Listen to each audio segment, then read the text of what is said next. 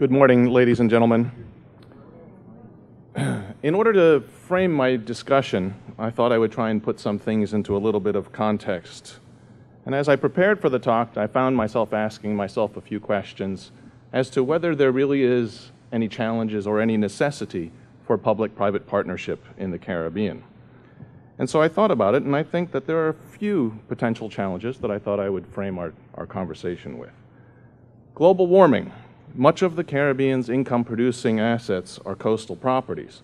And by this, I'm referring to our numerous resorts, activities, restaurants, etc., that are all oceanfront properties. If global warming becomes a reality, or is a reality, as ocean levels begin to rise, the region may see increased flooding, accompanied by more frequent and more severe hurricanes. However, before we ever reach a point where it becomes a structural problem, I believe it'll become a financial problem. Imagine as risk levels begin to rise, insurance will become prohibitively expensive, or perhaps even not available, making risk mitigation and securing financing for developing difficult, if not impossible. This morning they touched on energy prices. The Caribbean region is heavily dependent on fossil fuels, not only for power generation. The Caribbean is very dependent on imported goods, and most of our goods are shipped in, and the ships use fossil fuels. So as the price of fossil fuels go up, our import prices go up. Therefore, all the cost of goods, including food, go up as well. Our utility rates are amongst the highest in the world, and this is a combination, I think, of our dependence on fossil fuels, but also monopoly power generation plants, lack of investment, and inefficiency. Global competition. The World Tourism Organization projects that Caribbean total share of world tourism, which is currently 2.1%, is projected to drop to 1.7% by 2030. Global competition for tourists is on the rise, and this is forcing the Caribbean to look hard at its product and at its services if it wishes to remain competitive. And there's another issue, an issue that's not often discussed in our forums, but in my opinion is probably one of the biggest threats to Caribbean tourism, not only in terms of impact, but also chronologically. The Caribbean is one of the most heavily indebted regions in the world. Average debt to GDP ratios in the Caribbean hovers around 70%. St. Kitts, Nevis, Jamaica, Barbados, and other countries have debt to GDP ratios over 100%, prompting comparisons to Greece. Many Caribbean countries spend more money servicing debt than they do on their own social programs. Some countries are spending as much as 40% of their annual budgets just paying and servicing debts. And as our politicians are faced with choices between tourism promotion or social programs, it's certainly understandable how they might choose to fund their social programs before they fund tourism promotion. But unfortunately, as we stop funding tourism promotion or marketing, our economy slows down, tax revenues dwindle, and we begin a vicious downward spiral. Equally detrimental, the knee-jerk reaction very often is to find a way to tax tourist travel or tourist expenditures, which again further deteriorates our tourism economy. And interestingly, as we look at economies and how does government generate the finances that it needs, one of the key solutions that always comes up is about stimulating the economy, about making sure that our tourism industry performs, thereby increasing tax revenues. And one of the best approaches to do that is through public-private partnership. So clearly, in my opinion, there's a number of fundamental challenges to Caribbean tourism. And as we look at the landscaping, and we look at CHTA and CTO and governments as well, I think all of us are in the same boat. All of us are in a situation where we're financially challenged, human resource challenged, and we all need to find ways to do more with less. So in my opinion, the reality is there's never been more need for public-private partnership as we try and leverage the assets that we have, our limited resource, and look for as much synergy as possible. So what do we mean by public-private partnership? As the first speaker alluded to, I think there's actually two different kinds of public-private partnership. The first one is a cooperation between public sector and private business, usually one business entity. And these are focused mostly on infrastructural projects like airports, harbors, roads, utility plants, and things like that. And the other is when it's public sector and private sector partnership, where private sector is represented more by a trade organization like CHTA or National Hotel Associations, for example. But in both cases, the two cases of public-private partnership, I think there's many examples of successes and failures. Fact is, there's many reasons to cooperate, but there's also many conflicting objectives as well, as in the case with almost all relationships, whether they're personal or business relationships. For example, in the public sector private business scenario, there's numerous cases worldwide of cronyism, where lucrative contracts were handed out by government as political favors, in which case the objectives were less about what's in the best interest of the people or the country and more what's in the interest of persons, individuals. But even without corruption, there are natural competing interests. Business wants as much profit as possible for as little risk as possible, and government wants as much value for money with as little capital investment as possible.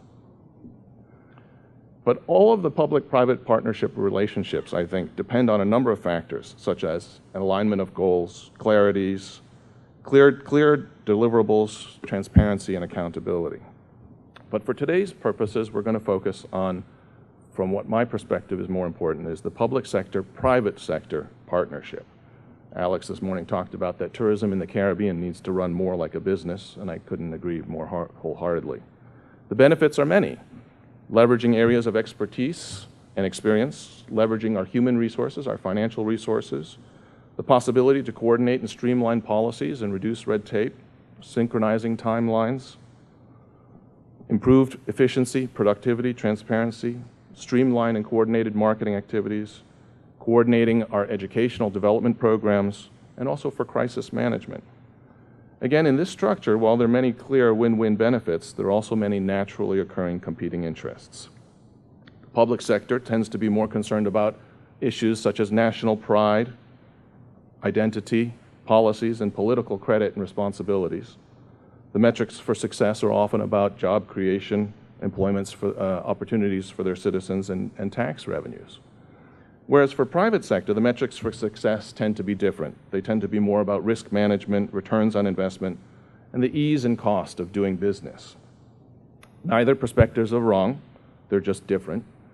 Contrary to what Alex said this morning, I think it's difficult to expect politicians to not be concerned about how they get their votes and what their constituency says. So the issue becomes, how do you align the two? How do you make sure that the private sector's interests and the public sector interests are the same? And I believe that if you properly structure the cooperation, the risks can be eliminated and the benefits can be maximized. So what does a properly structured public-private partnership look like? And I think there's two basic ingredients. The first ingredient, which is probably the most critical ingredient, the simplest, but probably the hardest, and that is that there needs to be a level of trust, respect, and understanding between the parties.